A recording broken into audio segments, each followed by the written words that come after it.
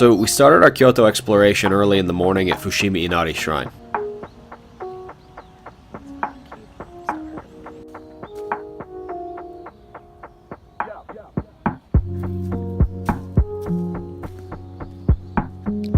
Sitting at the base of Mount Inari, it's probably the most famous Shinto shrine in Kyoto. The buildings themselves are really beautiful, but Fushimi Inari is probably more well known for the thousands of torii gates that are lining the way up the mountain. The shrine's been around for more than 1,300 years, and since then, individuals and companies have been donating these gates. The smaller ones start out at around $2,000, and they go up to about $10,000.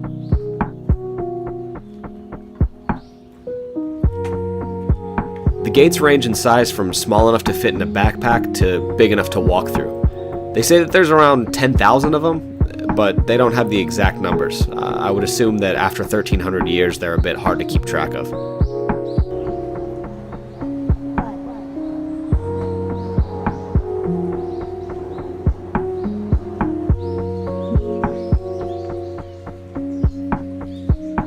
Inari's the Shinto god of rice, and Inari's messengers are the foxes, which would explain all the fox statues and mini shrines leading up the mountain. I guess in Japanese mythology, Fox's favorite food is fried tofu. At a certain point it kind of hit me that that's how Inari sushi, which is basically rice wrapped in fried tofu, got its name.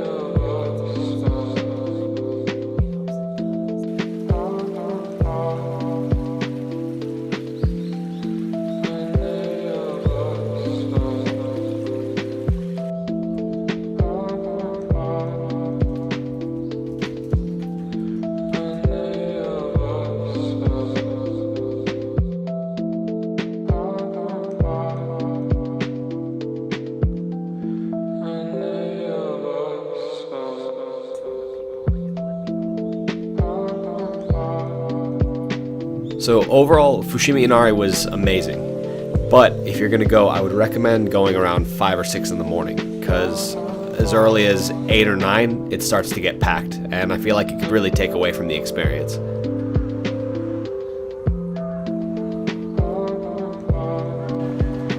Next we headed to Kiyomizudera, which is something that I've always been super excited for.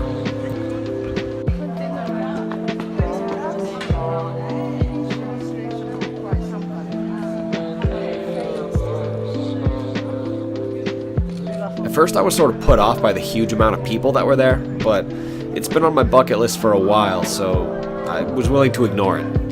Unfortunately, I was a bit disappointed. What I didn't realize is that until 2022 it's under construction, so what's supposed to be one of the most beautiful buildings in Japan was just a box on the side of a mountain.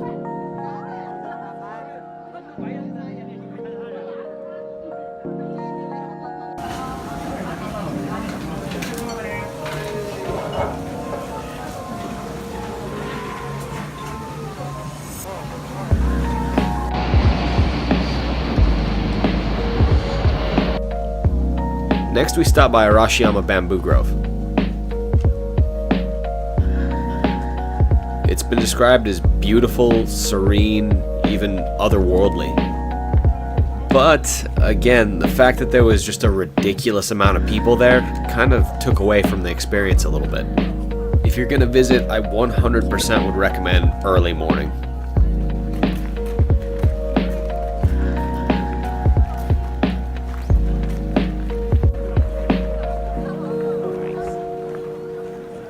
Kinkaku-ji Temple, also known as the Golden Pavilion, was built in the 1400s, but like a lot of the famous buildings in Japan, it's burned down quite a few times since then. This most recent structure was built in 1955, and it's completely covered in gold leaf.